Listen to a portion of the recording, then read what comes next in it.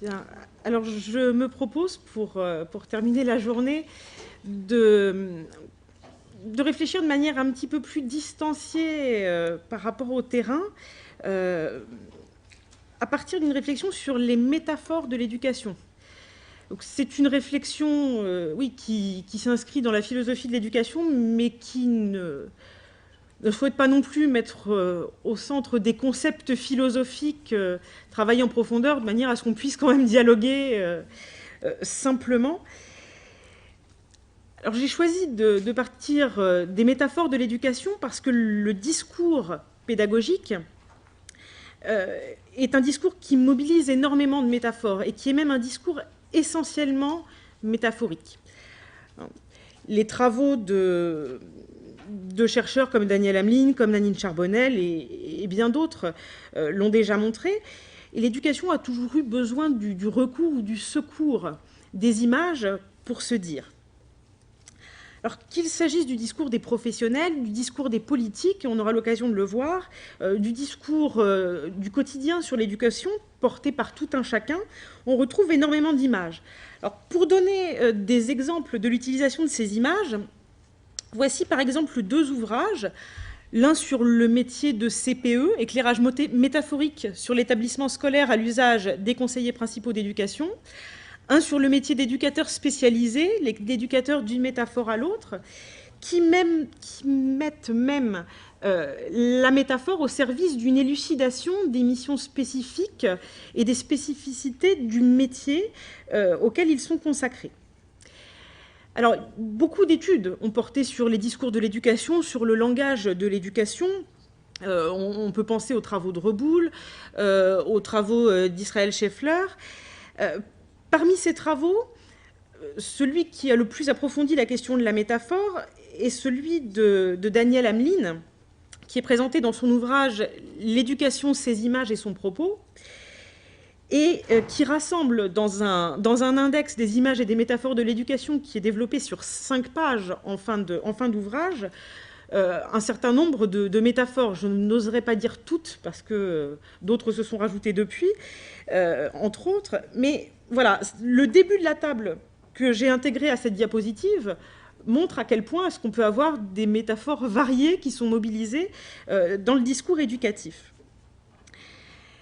Alors, l'usage de la métaphore, il peut avoir plusieurs sens. Il peut servir d'abord à combler des lacunes du langage.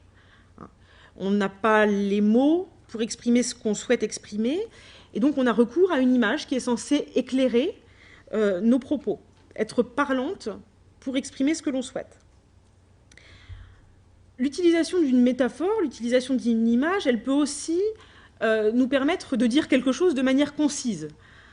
Éviter une longue périphrase qui, certes, permettrait d'évoquer toute la complexité de l'idée, mais pour être concis, on peut utiliser une métaphore. Elle peut aussi servir de manière contrastée, soit à appuyer une idée commune, et on verra ce que ça peut avoir comme sens aujourd'hui, soit d'attirer l'attention du destinataire d'un message, justement en prenant le contre-pied des représentations communes et en mobilisant une image assez frappante pour essayer de le faire. Alors, Scheffler souligne justement que les énoncés métaphoriques indiquent une analogie importante entre 2 choses, c'est bien le principe de la métaphore, sans dire explicitement en quoi consiste cette analogie. Et cela peut conduire à une incompréhension. Tout le monde ne comprend pas nécessairement l'évocation qu'il y a derrière l'usage d'une métaphore. Et même quand on comprend ce que l'auteur a voulu dire, il peut y avoir d'une personne à l'autre des décalages dans cette compréhension et dans la perception des évocations. Et ça peut aussi amener à une incompréhension qui est fondée sur cette analogie apparente. Nous conviendrons toutefois avec Jean-Pierre Pourtois et Bruno Humbeck, vous retrouvez les mêmes auteurs que dans la communication de Laurent Lesquarche, que je cite d'après la préface de l'ouvrage sur l'éducateur spécialisé que je vous ai montré sur la diapositive précédente, que la métaphore peut apparaître comme un stimulateur de pensée et non comme un simulateur d'idées. L'image ne remplace jamais la réflexion pédagogique, elle la rend possible. Elle ne se substitue pas à l'idée, elle peut la générer. Et donc c'est à partir de cette idée-là que je vous propose d'essayer de réfléchir à partir des images de l'éducation. Alors, il ne s'agit pas pour moi de mener une étude approfondie sur les subtilités des usages des métaphores et de leurs déclinaisons possibles, ou de revenir, comme Ameline, comme Charbonnel, comme Audureau, sur le pourquoi l'éducation a recours à ces images. Je voudrais plutôt partir des représentations les plus communes de l'éducation par le biais des métaphores, pour essayer d'éclairer la place ou la place potentielle de l'enfant dans la collaboration éducative, en appuyant sur le discours des pédagogues, c'est-à-dire de praticiens, théoriciens de l'éducation. Alors, je vous le dis pour qu'on soit d'accord sur ce que je vais dire ensuite. Par souci de clarté, je vais utiliser toujours le terme d'enfant pour ne pas énumérer tous les acteurs concernés à chaque fois, mais enfant représentera toutes les tranches d'âge, des plus jeunes aux adolescents qui peuvent être concernés par cette réflexion. Et de même, j'utiliserai le terme d'éducateur de manière générique pour les femmes comme pour les hommes, et dans la pluralité des interventions éducatives qui peuvent exister. Les citations que j'ai choisies, qui mobilisent des métaphores, je les ai sélectionnées pour les enjeux éducatifs qu'elles font apparaître et qui me semblent porter sur des situations éducatives dont la pertinence peut être entendue dans et hors l'école, et ce, même si parfois elles font explicitement référence à l'enseignant, au maître et à l'élève. Voilà. Alors, la première métaphorique sur laquelle nous allons nous pencher, c'est celle du remplissage et du transvasement. Donc, qui mobilise l'idée de remplir un contenant vide à partir d'un contenant plein. Alors, il convient sans doute de préciser tout de suite que cette métaphore-là, elle est très peu utilisée pour définir l'éducation de manière positive. Ce que j'entends par là, c'est qu'on dit rarement « l'éducation c'est », pour finir avec la métaphore du remplissage. C'est presque toujours une métaphore qui est utilisée pour une démonstration négative, c'est-à-dire dans la critique d'une certaine conception de ce que c'est que l'éducation. Elle renvoie, par exemple, à l'idée du bourrage de crâne. Alors, je dis bourrage de crâne dans le sens où on l'emploie le plus communément aujourd'hui, pas en référence à l'émergence de cette expression en 1914. Et pour vous donner un exemple qui me permette d'appuyer cette affirmation, quand on cherche dans un moteur de recherche « bourrage de crâne plus éducation », on arrive sur plus de 30 000 résultats, et qui attaque majoritairement, vous allez le voir, l'éducation nationale. J'ai pris les premiers résultats dans un moteur de recherche. Donc, éducation nationale, le bourrage de crâne du baccalauréat au CAPES. Du bourrage de crâne, disent les étudiants. Enseignement, pourquoi le bourrage de crâne? Opposez-vous au bourrage de crâne de vos enfants. Voilà, bourrage de crâne et éducation, on continue, l'éducation nationale est encore attaquée sur le suivant, je ne vais pas insister. Mais donc, voilà, cette métaphore du bourrage de crâne est bien faite ici pour critiquer une certaine forme d'enseignement contre laquelle on essaye de se positionner. Pour illustrer cette représentation, je me permets de vous présenter cette petite iconographie. Alors, il s'agit d'un dessin qui date du début du XXe siècle, qui appartient à une série d'iconographies, de cartes postales qui avaient été faites par des artistes français pour imaginer la société en l'an 2000. Elles ont été produites entre 1899 et 1912. Donc celle-ci représente l'école.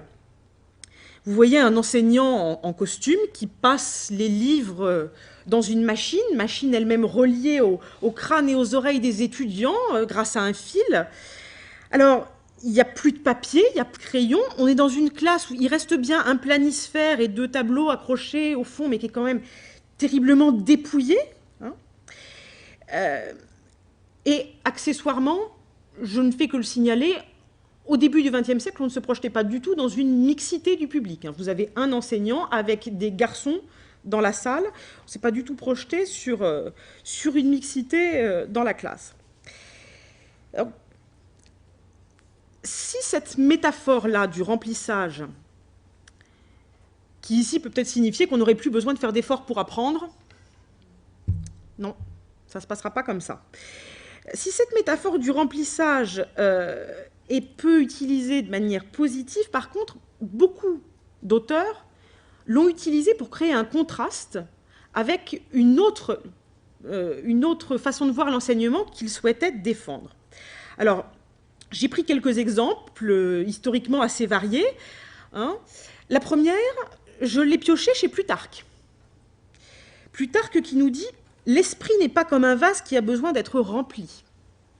C'est plutôt une substance qu'il s'agit seulement d'échauffer. Il faut inspirer à cet esprit une ardeur d'investigation, ça fait écho à des réflexions pédagogiques beaucoup plus contemporaines, une ardeur d'investigation qui le pousse vigoureusement à la recherche de la vérité. » Premier exemple, Plutarque. Je fais un grand saut dans le temps, ne m'en veuillez pas, je ne vais pas prendre toute ma communication pour vous présenter des métaphores. Deuxième exemple, Montessori, l'enfant n'est pas un vase qu'on l'on remplit, mais une source qu'on laisse jaillir. Dernier exemple pour terminer, que j'emprunte à George Sneeders, on ne transmet pas, on ne peut pas transmettre en tout cas une pensée comme on déverse un liquide d'un vase plein à un vase vide. Alors cette métaphore du vase, elle est très présente historiquement, elle est présente dans beaucoup de discours, mais c'est sur ce mode-là qu'on va la trouver la plupart du temps pour créer un contraste. Alors dans les citations bien sûr, dans les caricatures aussi. Alors là, je fais aussi un saut dans le temps, caricature beaucoup plus récente qui a été produite par David Orsay. Donc là, cette fois, on a une classe mixte, je le souligne, avec des enfants particulièrement ternes à l'intérieur de la classe, qui ont cette fois encore le crâne branché à des machines qui leur permettent d'apprendre à lire, à écrire et à compter. Ils ont même des œillères pour ne pas se laisser distraire de cet apprentissage, mais là, ils ont à nouveau des outils d'écriture, du papier et des crayons. Et pendant que ces enfants travaillent, n'est sans doute pas le bon mot, on essaye de rattraper une petite impertinente dans cette classe mixte. Je souligne qu'il s'agit clairement d'une fille. Je souligne. Une petite impertinente qui, elle, regarde par la fenêtre, où on voit un paysage très coloré, le soleil qui brille, le ciel bleu, les arbres pleins de fruits mûrs, et qui dit « mais ça m'a l'air bien, ça, moi !» Voilà, donc une autre façon de lire le contraste à partir de la métaphore du transvasement, du remplissage, et qui montre comment cette première métaphore, si elle n'est pas énormément utilisée pour définir l'éducation, structure quand même une grande partie de la réflexion sur l'éducation. Hamelin, dans ses travaux, souligne que l'insistance qu'il y a à nier la métaphore du transvasement ne peut que nous alerter, malgré tout, sur l'insistance contraire de cette métaphore dans l'imagination des pédagogues, notamment lorsque l'éducation est réfléchie comme une transmission. Alors, on le disait, la métaphore, ça peut viser la concision. Quand on veut aller à l'essentiel, par définition, on fait le deuil, même provisoirement, de la complexité de l'idée. Donc, les métaphores du remplissage ou du transvasement, quand elles visent à souligner que l'éducation inclut une transmission, n'ont pas tort. Elles n'ont pas tort. Mais le fait, dans le verbe, d'essayer de dire la transmission dans une formule courte et métaphorique, c'est du remplissage, ne peut pas être satisfaisante. Et j'emploie satisfaisante ici au sens étymologique, c'est-à-dire qu'elle ne fait pas assez. C'est normal. Mais c'est une caractéristique de l'utilisation de la métaphore, me semble-t-il, que de ne pas chercher à tout dire, mais de chercher à souligner une caractéristique au risque de masquer les autres. Alors, il me semble quand même nécessaire de préciser qu'il ne s'agira pas d'établir une gradation entre les métaphores, comme s'il y en avait qui étaient mieux que d'autres. Chacune de ces métaphores est une simplification de la complexité de l'entreprise éducative que vous connaissez tous.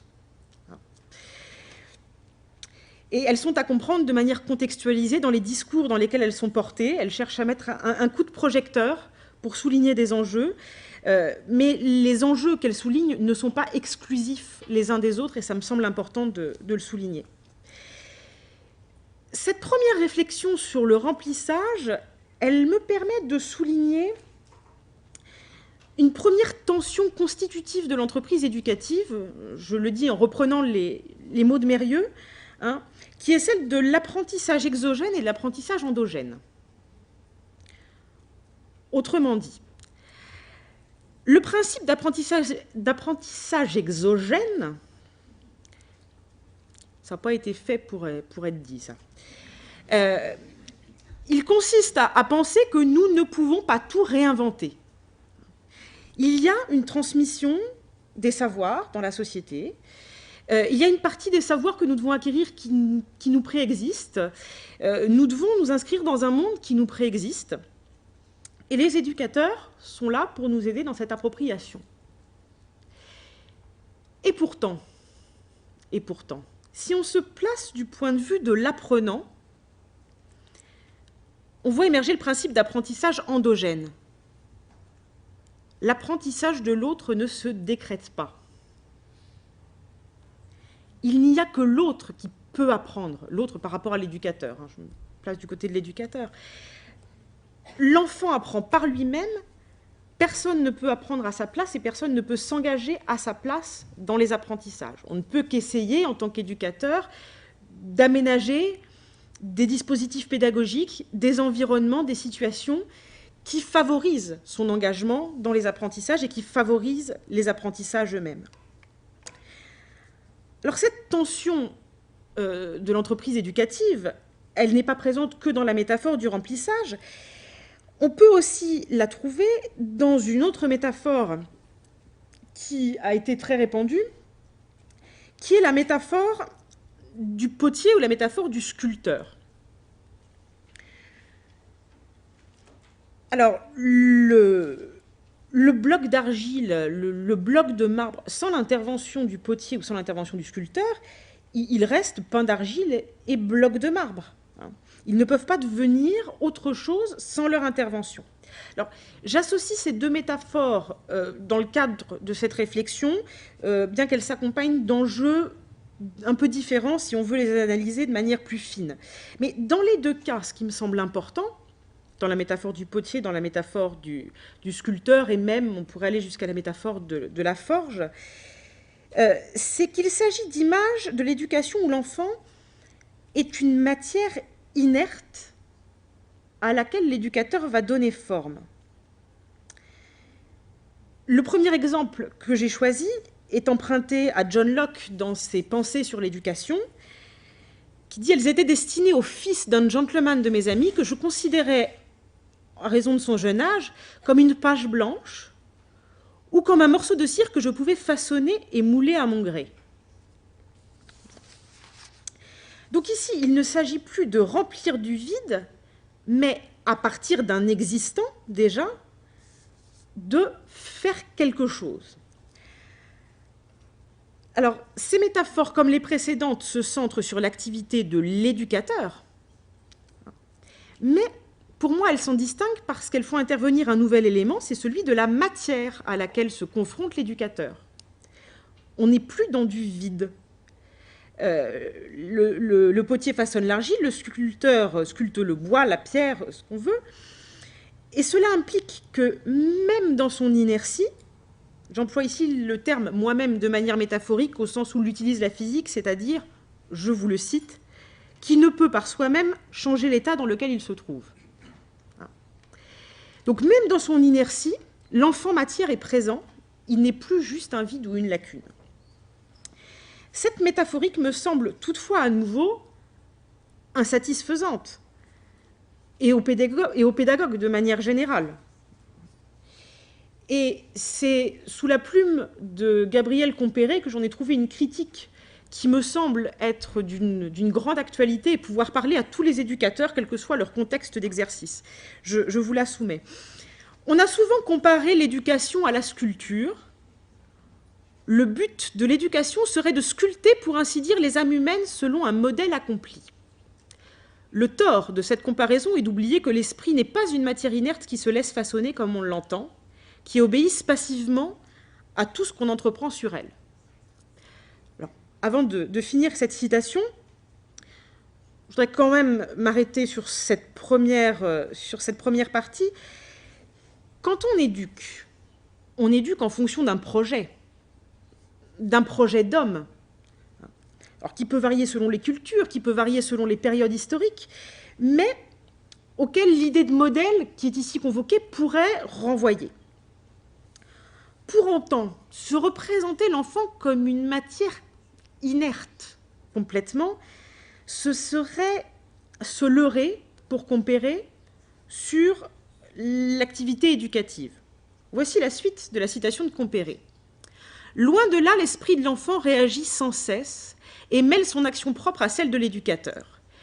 L'éducation est une collaboration, dit-il en 1897. Collaboration donc entre l'éducateur et l'enfant.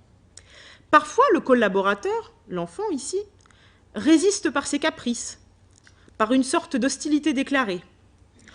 Plus souvent, par son inertie, il déconcerte le travail du maître. Il ne s'y associe pas. Mais dans une éducation bien faite, poursuit-il, l'élève doit être l'allié du maître, il conspire de son côté à atteindre le but où on le conduit. Il participe par ses efforts personnels à l'éducation qu'il reçoit. Voilà. Je reviendrai éventuellement sur les finesses de cette citation, parce qu'elle mobilise énormément de choses différentes sur les enjeux éducatifs, me semble-t-il. Mais donc, quand bien même ce serait uniquement par son refus de se plier à ce qu'on souhaiterait qu'il fasse, à ce que l'on attend de lui, l'enfant a une place dans son éducation. Et cette seconde métaphore nous amène à mettre en évidence une autre tension de l'activité éducative, qui est celle entre éducabilité et liberté. L'éducabilité, littéralement, c'est l'aptitude à être éduqué. Pour Mérieux, elle devient le principe logique de toute activité éducative. Si je veux éduquer, il est nécessaire que je postule, c'est-à-dire sans en avoir de confirmation a priori, il est nécessaire que je postule que celui que je veux éduquer est éducable. Si je ne crois pas à l'éducabilité de l'autre, je ne mettrai pas en œuvre ce qui est nécessaire pour essayer de lui fournir de bonnes conditions d'apprentissage, au risque même de renoncer complètement à l'éduquer. Donc c'est en partant de ce principe-là qu'on va toujours essayer de trouver un moyen pour que l'autre apprenne. Sans compter, mais je laisse ça aux travaux de psychologie, que le regard porté sur l'autre, justement en termes d'éducabilité ou de non-éducabilité, a en soi un effet sur les performances d'apprentissage de l'enfant. Pour autant, et même si on essaye tout ce qu'on veut, en multipliant les dispositifs pédagogiques et les situations, et avec la meilleure volonté du monde, on n'est jamais sûr du succès de l'entreprise. Et ça, c'est le pendant du principe d'éducabilité qui est celui de liberté ou de non-réciprocité. Nul ne peut contraindre quiconque à apprendre. On aura beau imaginer tous les dispositifs qu'on veut, il n'y a jamais aucun gage de réussite. Ce qui ne nous empêche pas de devoir continuer à essayer. On n'aura jamais épuisé toutes les possibilités. Et ça nous renvoie aussi à l'idée de l'apprentissage endogène que j'évoquais précédemment. Donc il s'agit ici à la fois de souligner le rôle de l'éducateur, essentiel, mais aussi celui de l'apprenant. Et c'est une nouvelle métaphore qui va servir à mettre en exergue cette double participation de la dynamique d'éducation-apprentissage. Et celle-là, elle va vous être familière. C'est la métaphore horticole. Ça fait un moment aussi qu'on l'utilise. Vivès au XVIe siècle. L'enseignement est chargé d'ôter de notre jardin les racines et les broussailles de la barbarie et de faire en sorte que la langue, latine en ce qui concerne Vivès, mais de faire en sorte que la langue donne des germes et des pousses vigoureuses en un perpétuel printemps. Magnifique projet. Comenius, XVIIe siècle, pour donner de bons et excellents fruits, il faut de toute nécessité qu'un arbre soit planté, arrosé et taillé par un expert. L'éducateur.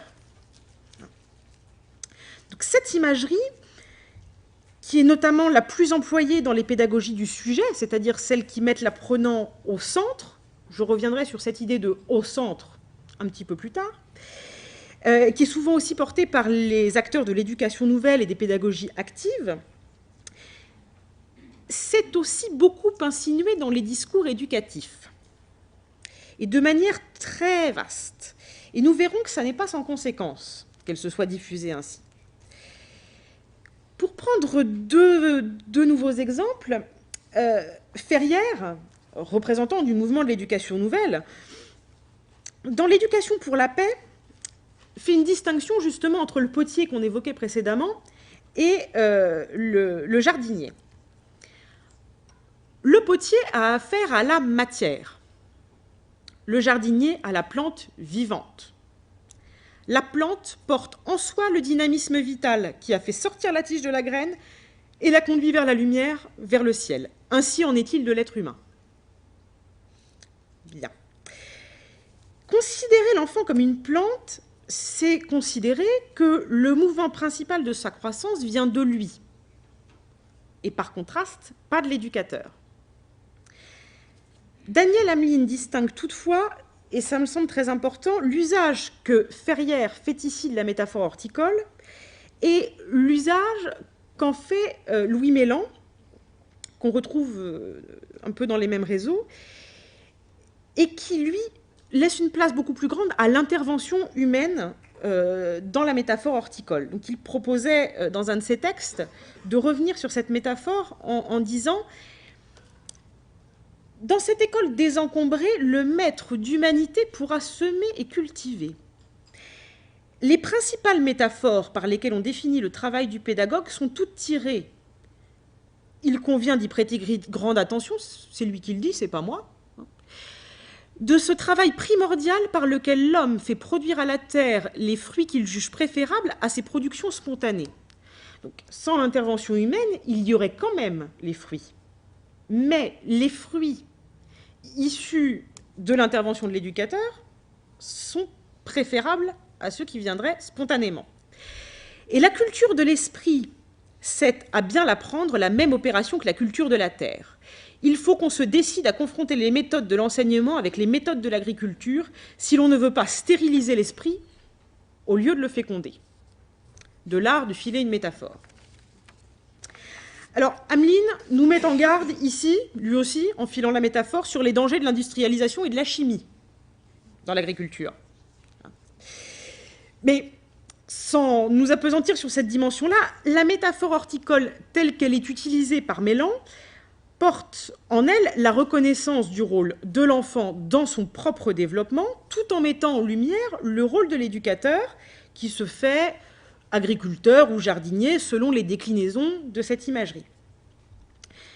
Donc cette image de l'éducation et de l'apprentissage, notamment la plus répandue, est aujourd'hui sans doute convoquée dans de très nombreux documents pédagogiques, mais j'en ai sélectionné un pour essayer de prolonger la réflexion. Alors je l'ai choisi parce que c'est un document qui concerne une grande variété d'acteurs de l'éducation et qui en même temps est assez synthétique pour qu'on puisse essayer de l'exploiter ensemble pendant le temps qui nous est imparti. Et donc c'est le Pacte pour la réussite éducative qui avait été diffusé par le ministère de l'Éducation nationale et le ministère délégué à la réussite éducative en 2013. Alors, dans un premier temps, je vais revenir rapidement sur son contenu et sa rhétorique. Et puis ensuite, je vais l'interroger à partir des métaphores qu'on vient d'évoquer et d'autres. Et pour commencer, je voudrais vous faire partager un de mes constats. un constat qui m'a interpellée sur le sens de l'entreprise. Donc on a un document qui fait 12 pages, mais qui présente en réalité à peu près 7 pages de contenu. Et dans ces 7 pages, vous avez 2 listes intitulées de la même manière « Acteurs de la réussite éducative ». Alors, la première, la plus synthétique, qui est présentée à la fin du dossier, voilà les acteurs de la réussite éducative. Donc, vous avez d'abord l'étiquette communauté éducative qui elle-même englobe beaucoup d'acteurs, hein, les enseignants, les conseillers principaux d'éducation, les chefs d'établissement, les professionnels de l'éducation, très vaste aussi, les parents, etc. Les collectivités territoriales, les associations, les professionnels du secteur médico-social, l'État dans toutes ses composantes. Il n'y a pas d'enfants. Il n'y a pas d'enfants. Bon, tout n'est pas perdu, on a une deuxième liste à disposition dans le même document. Alors là, ce sont les acteurs avec les enjeux de leur participation.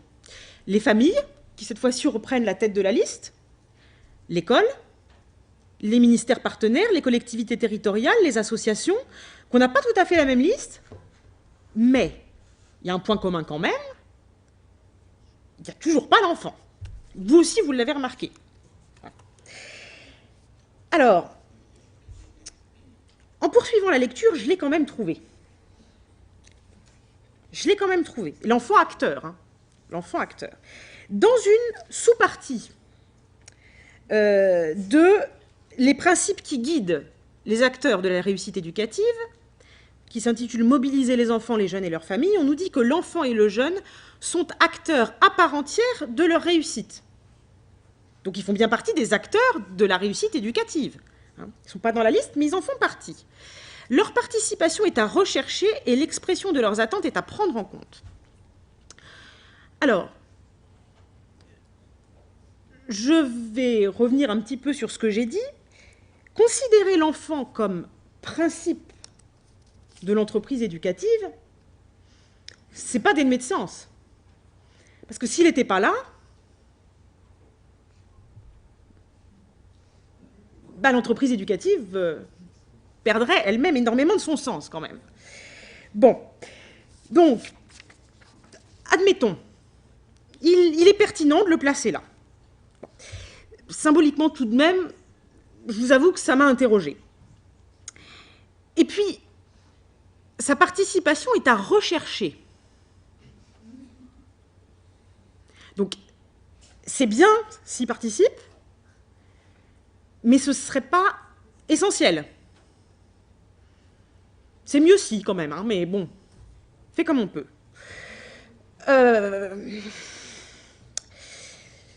Ça m'ennuie quand même un petit peu. Hein. Alors, l'éducation est une relation dissymétrique. Ça, je pense qu'on peut le poser sans le rediscuter aujourd'hui entre nous. Ça implique que l'éducateur, alors l'éducateur, les parents, l'éducateur, les enseignants, l'éducateur, les animateurs, les intervenants du secteur médico-social, l'institution aussi, les acteurs font des choix pour l'éduquer. Ça me paraît normal, on les fait avec l'idée que lui n'est pas encore en capacité de les faire parce qu'il n'est pas éduqué, et on le fait en essayant de le faire en fonction de ce qu'on trouve bon pour lui.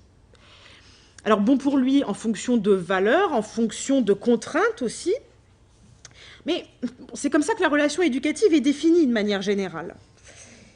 Pour autant, est-ce que parce que la relation éducative est dissymétrique, cela implique de ne pas vraiment laisser un espace de choix, d'engagement de l'enfant dans son éducation? Je laisse en suspens cette question pour revenir sur la question des métaphores telles qu'elles sont utilisées dans ce document Pacte de réussite éducative. Alors, je les ai recensées. Hein, bon, la métaphore du transvasement, elle n'est pas présente, même pas pour créer un contraste. La métaphore du potier, elle est présente dans les propos d'un acteur, puisqu'on nous parle d'être en construction façonnée par tout ce qui les entoure. Alors, je ne vais pas la travailler en profondeur, cette référence, parce qu'elle n'est présente qu'une fois, et dans les propos d'un élu qui est cité parmi les acteurs de la réussite éducative.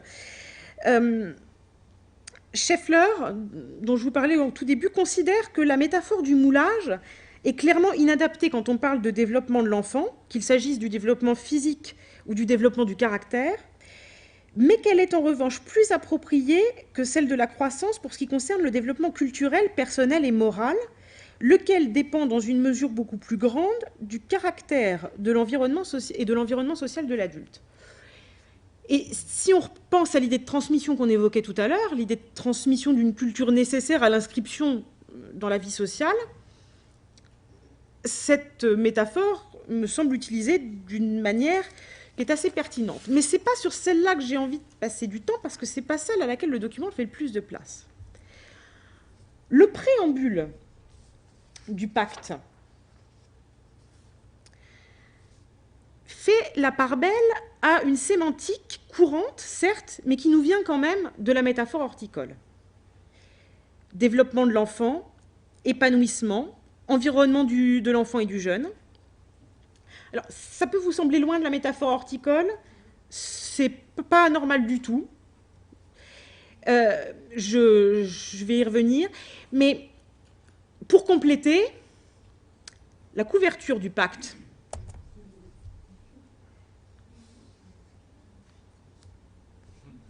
là, on est quand même dans une symbolique horticole. Sur ce point-là, vous pouvez me l'accorder. Merci. Voilà. La deuxième qui est présente, dont je ne vous ai pas parlé, mais qui fait écho à une question qui était posée ce matin, c'est celle du voyage, celle du cheminement. Alors, on parle de parcours éducatif à plusieurs reprises, notamment dans la bouche des acteurs. On parle d'accompagnement de l'enfant, et puis vous avez ce cheminement qui est représenté.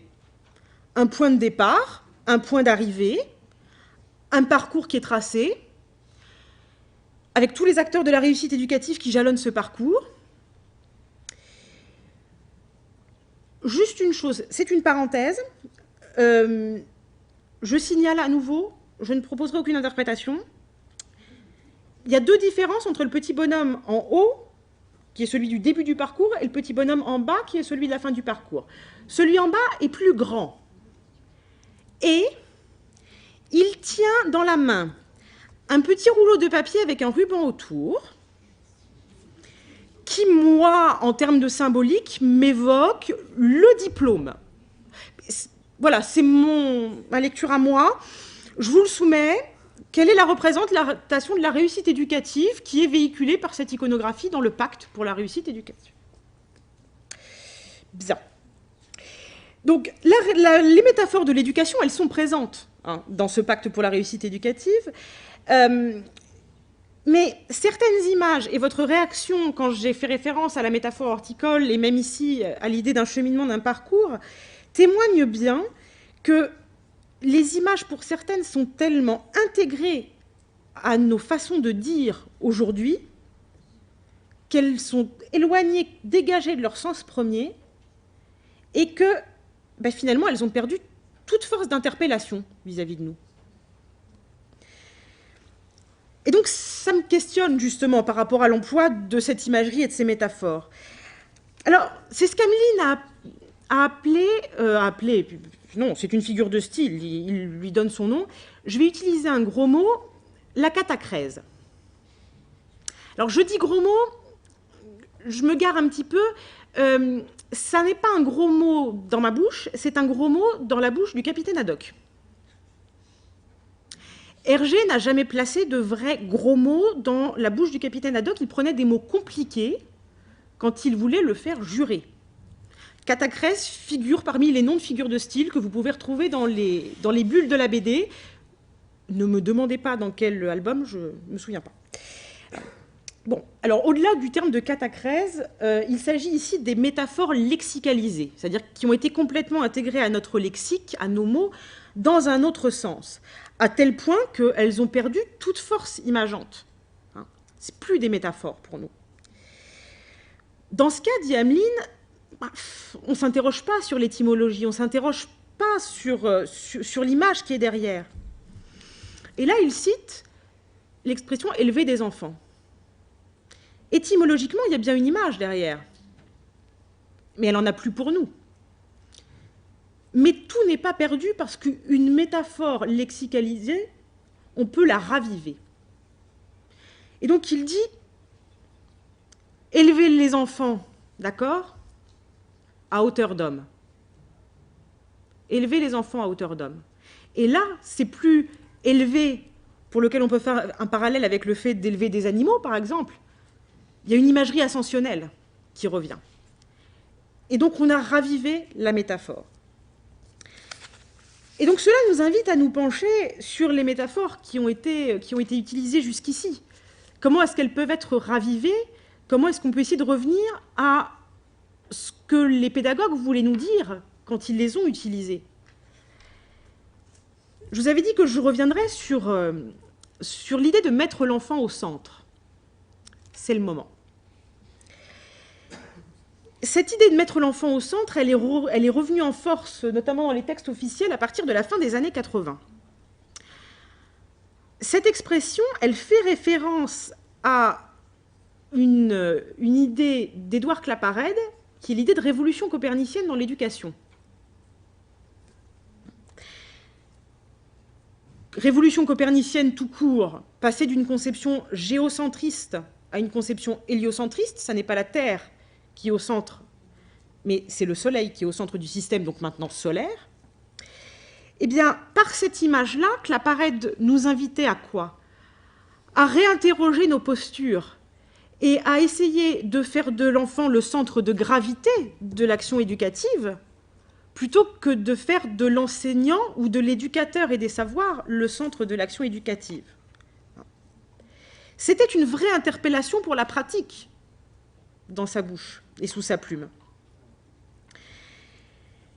Alors, la première implication de cette image, c'est de considérer que sans le soleil, et donc sans l'enfant, il n'y a pas de système. Sans le soleil au centre du système solaire, il n'y a pas de système solaire. Et on trouve une idée qui est un petit peu la même en termes d'implication pratique sous la plume de Montessori. Je ne vais pas la reprendre complètement, mais qui dit que c'est l'enfant lui-même qui doit être le pivot de son éducation. Et c'est alors que l'aide qu'offrira l'enfant à l'éducateur sera d'une grande importance. Considérer l'enfant comme pivot, ça n'est pas le considérer comme dans une forme de passivité. C'est à nouveau une interpellation pour la pratique, mais qu'il faut mettre en perspective avec le fait, par exemple, que Maria Montessori nous disait que l'enfant est une source qu'on laisse jaillir. Donc, il mettait bien l'activité de l'enfant au centre. Là, l'éducateur, sans doute, quand il laisse la source jaillir, prend le temps d'écouter, prend le temps de regarder avant d'intervenir. Dans les incompréhensions potentielles qui sont inhérentes à l'usage des métaphores, pour les raisons que j'ai évoquées au début de cette présentation, on court toujours le risque de s'attacher à la mauvaise propriété et de ne pas interpréter la métaphore dans le sens où l'auteur a voulu nous la soumettre. Pour autant, il y a des choses sur lesquelles on ne peut pas manquer d'être d'accord. Qui va nous dire que l'épanouissement de l'enfant, qui était évoqué tout à l'heure dans le document du pacte, serait à proscrire au profit de son étouffement? On est bien dans la métaphore utilisée pour souligner une idée qui est devenue commune, mais qui, du coup, n'interpelle plus ni nos valeurs, ni nos représentations, ni leur traduction pratique. Et pour moi, il est là l'enjeu de raviver les métaphores. C'est de réinterpeller nos valeurs, de réinterpeller nos représentations, de réinterpeller nos pratiques. Qu'est-ce que ça signifie que de mettre l'enfant au centre, au-delà du fait que la phrase est partout et qu'elle fait consensus apparent? Qu'est-ce que ça signifie que de considérer que l'enfant est une plante? Et j'en reviens à la question qui était posée ce matin. Qu'est-ce que ça signifie qu'accompagner l'enfant? Si je prends les définitions du dictionnaire CNRS, se déplacer avec un être animé, ce qui induit bien l'idée d'un cheminement, et qui induit aussi l'idée de l'activité de l'autre. servir de protecteur ou de guide à une personne. Donc l'idée de guider ne s'opposerait pas à l'idée d'accompagnement. Je ne vais pas aller travailler en profondeur à partir de la manière dont les auteurs ont conceptualisé l'accompagnement de manière variée, mais il me semble, par rapport à la question qui a été posée ce matin, de savoir s'il fallait choisir entre les deux, enfin ce qu'il fallait choisir entre les deux, même peut-être, je crois que c'était formulé comme ça, que la réponse est justement, il ne faut pas choisir entre les deux. C'est-à-dire, et maintenir notre responsabilité de transmission d'une culture pour pouvoir inscrire l'autre, enfin, non, pas pour pouvoir inscrire, pour que l'autre puisse s'inscrire dans le monde qui lui préexiste, et en même temps, il y a une responsabilité à lui faire une place, et donc à l'accompagner dans son propre cheminement. L'enfant acteur, alors il est présent dans beaucoup de contextes. J'ai choisi une réflexion, alors là, qui n'est plus métaphorique, mais qui vient s'inscrire contre certaines des métaphores qu'on a évoquées jusqu'ici, qui est une citation de Ricoeur. Mais ça n'est pas Ricoeur philosophe qui parle ici, c'est Ricoeur enseignant, qui s'est interrogé sur la relation éducative. Et qui dit de cette relation éducative qu'elle est sans doute l'une des plus difficiles à exercer dans notre société. La tendance spontanée de l'enseignant est de penser que l'enseigner ne sait rien, qu'apprendre c'est passer de l'ignorance au savoir et que ce passage est au pouvoir du maître. Or, l'enseigner apporte quelque chose, des aptitudes et des goûts, des savoirs antérieurs et des savoirs parallèles, et surtout, un projet d'accomplissement personnel qui ne sera que partiellement rempli par l'instruction, par la préparation au métier, voire par l'acquisition d'une culture pour ses loisirs. Le contrat qui lie l'enseignant à l'enseigné comporte une réciprocité essentielle qui est le principe et la base d'une collaboration. Cette réflexion, elle est, comme toutes celles que j'ai mobilisées jusqu'ici, une réflexion de pédagogue, c'est-à-dire de quelqu'un qui parle à partir du terrain. L'idée formulée par Ricoeur autour de ce projet d'accomplissement personnel me semble particulièrement importante. Envisager la collaboration éducative avec l'enfant, ce serait placer cet enfant et son projet, un projet évolutif, un projet de court terme peut-être à certains moments, mais au centre. Ça veut dire identifier des objectifs et des buts qui permettent de jalonner le cheminement, de marquer des points d'étape, des bornes sur le parcours, et qui donnent sens au parcours éducatif de l'enfant. Et ça permet aussi de placer l'éducateur dans un rôle d'accompagnateur, cette fois accompagnateur du cheminement, mais aussi accompagnateur de l'élaboration du projet, qui donne ce sens.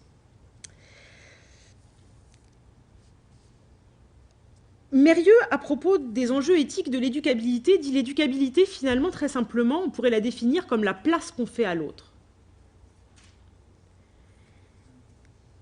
Et c'est exactement ce que disait Laurence Filisetti ce matin, finalement. Mérieux nous dit, si je me mets à sa place, ben où est-ce qu'il va se mettre, lui? Et quand tu parlais de l'enseignant qui ne laisse pas le temps de répondre, et qui répond à la place des enfants, c'est pareil. Où est-ce qu'il a un espace pour s'engager dans les apprentissages? Où est-ce qu'il a un espace pour se construire si on se met au milieu du chemin? Il n'en a plus. Voilà.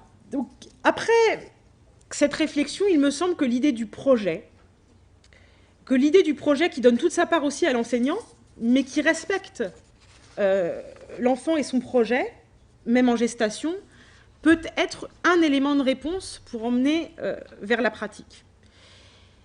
Et comme j'ai donné la parole à des pédagogues tout au long de cette intervention, je vous soumettrai une citation d'un pédagogue qui n'est pas métaphorique non plus cette fois, mais qui parle justement du rôle de l'enfant dans son éducation, que j'emprunte à un pédagogue qui a été pédagogue avec beaucoup de casquettes, qui a été pédiatre, qui a été animateur et directeur de colonies de vacances, qui a été auteur pour enfants, qui a été directeur d'orphelinat, qui est aussi précurseur des droits de l'enfant, Janusz Korczak, et qui nous dit que pour lui, le premier et indiscutable des droits de l'enfant est celui qui lui permet d'exprimer librement ses idées et de prendre une part active au débat qui concerne l'appréciation de sa conduite. Voilà. Je vous remercie de votre attention.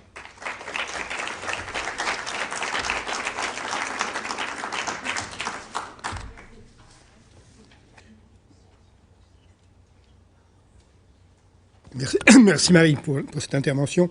Juste une protestation. Dans ton titre, il y avait le mot émancipation. Alors j'étais content parce que je viens de travailler sur cette notion délicieusement désuète et je me disais là, je vais apprendre des choses. C'était le titre initial et je l'ai remis sur la diapo de titre et au fur et à mesure de la réflexion, c'est pas dans ce sens-là que ça a pris, non. Mon cheminement à moi était un peu différent aussi. Et pourquoi ça a disparu? Ton cheminement était différent, mais tu as une petite idée sur pourquoi? Non? Ben, pourquoi ça a disparu de la manière dont j'ai travaillé à partir des métaphores, mais je ne suis pas sûre que ça ait disparu du fond de la réflexion. Dans les tensions constitutives de l'entreprise éducative, l'idée de liberté, elle est aussi particulièrement présente. L'émancipation, la liberté, l'autonomie, c'est bien une des finalités de l'éducation. La liberté de l'autre, dans une certaine mesure, elle est aussi à considérer, puisqu'il est libre de s'engager ou non dans les apprentissages. Mais je pense aussi que cette idée de projet d'accomplissement personnel, elle contient l'idée d'émancipation dans une certaine mesure. Parce qu'elle permet de se construire en tant que sujet en trouvant sa place. Voilà. Je ne m'aventurerai pas trop sur la notion d'émancipation, ne l'ayant pas, moi, travaillé récemment de manière très approfondie.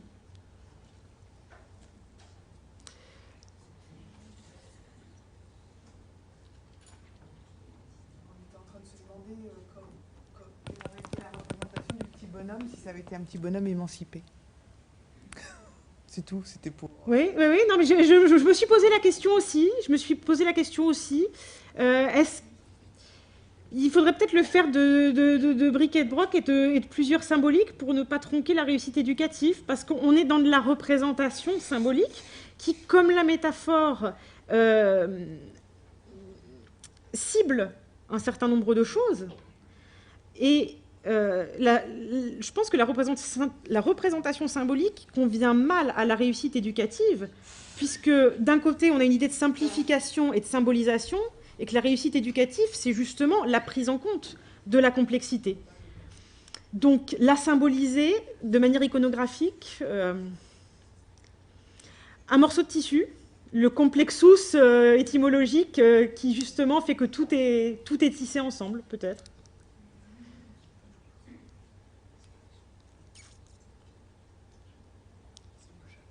Est-ce que ça pourrait pas être juste un petit bonhomme hors du chemin? Oui. Est-ce qu'à un moment, on n'est plus sur un chemin? Est-ce que ça s'arrête, la réussite éducative? Est-ce qu'il faut y mettre un point à un moment donné? Si on apprend toute sa vie, est-ce que je sais pas? J'ai pas de réponse. Ah, à l'écart du chemin, oui. Libre de... Votre conclusion, elle est là. C'est un enfant qui a un cœur et tout le rôle de l'éducateur, c'est que l'enfant, il découvre son cœur. Ce matin, on parlait de l'estime de soi, etc. Mais le premier projet d'un éducateur, d'un accompagnement, à commencer par les parents, c'est qu'on aime son enfant, mais on a envie que son enfant aussi, il s'aime et il s'ouvre aux autres. Et là, c'est la première fois, enfin, dans toute la journée, qu'on voit le mot comment aimer un enfant, en lui apportant donc tous les outils de l'éducation. Oui, c'est vrai, vous avez raison, je n'avais pas cité le titre de l'ouvrage de Korczak dont j'ai tiré cette citation. Ouais. Merci. Je constate que cette pensée qui cadre avec la vision actuelle de l'enfant comme acteur, comme participant à la relation qui est éducative dont il est au centre, date de 1915. Or, des différentes lectures, il semble que c'est une question relativement récente dans la littérature. S'agit-il d'une vision isolée? Y a-t-il eu véritablement une continuité? Comment se situe cette pensée en 1915? Y a-t-il eu cassure par la suite pour renaître?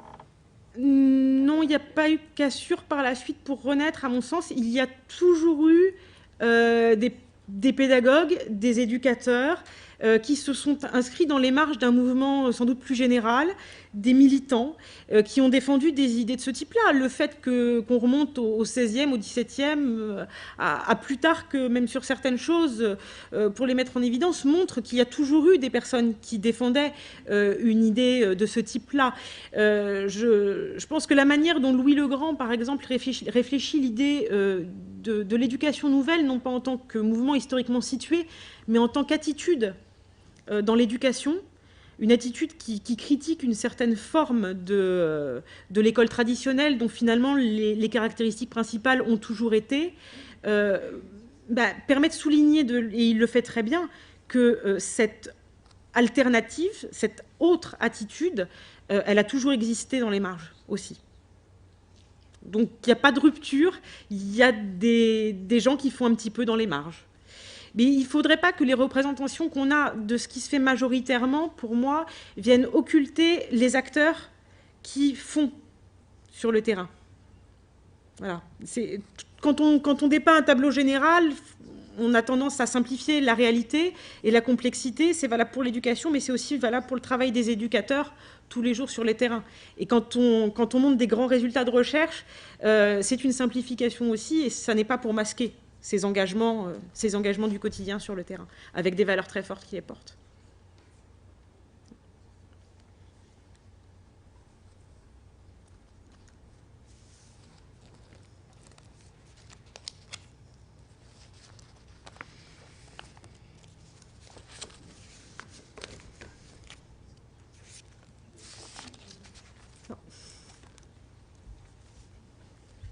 J'ai déjà beaucoup parlé, donc je ne veux pas...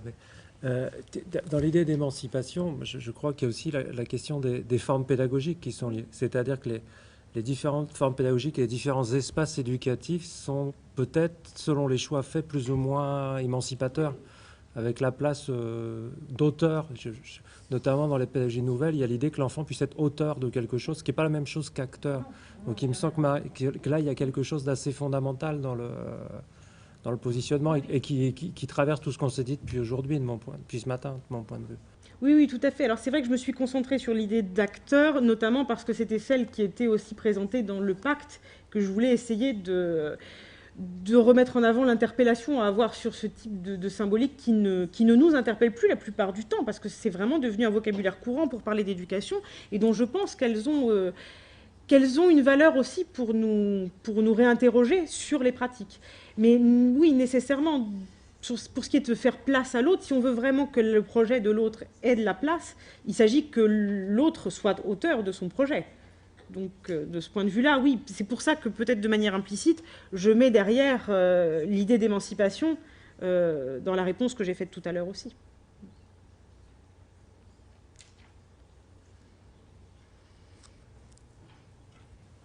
Est-ce qu'il y a encore une ou deux envies d'échange?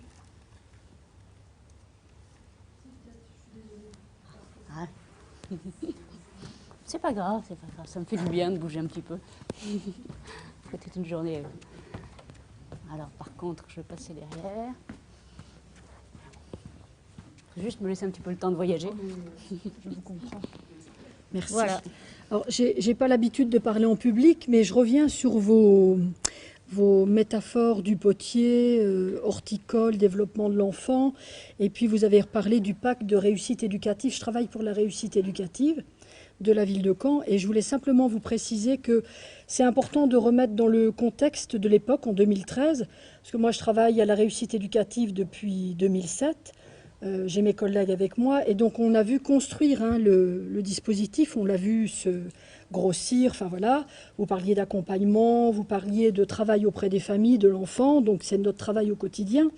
Et c'est vrai que du coup, on a vu apparaître le ministère délégué à la réussite éducative, hein, on l'a vu s'emparer de certaines choses. Ils ont, alors après je critique pas, hein, ils ont essayé de construire quelque chose, un document pour résumer ce qui se faisait sur les sites, parce qu'il y en avait beaucoup. Ils ont essayé de symboliser, enfin de réduire tout le travail qui était fait, mais ça ne résume pas toute la complexité du dispositif de la réussite éducative. Et du coup, c'est vrai que bon, ça paraît comme ça, on voit un chemin, on voit un enfant petit qui grandit, un diplôme. C'est vrai que quand on regarde, on se dit, oh là là, c'est un peu, enfin c'est bébête, on nous a vendu n'importe quoi presque, mais c'est quand même du travail qui est fait depuis 2006 et qui est très important sur le terrain. Je veux dire, je ne sais pas si...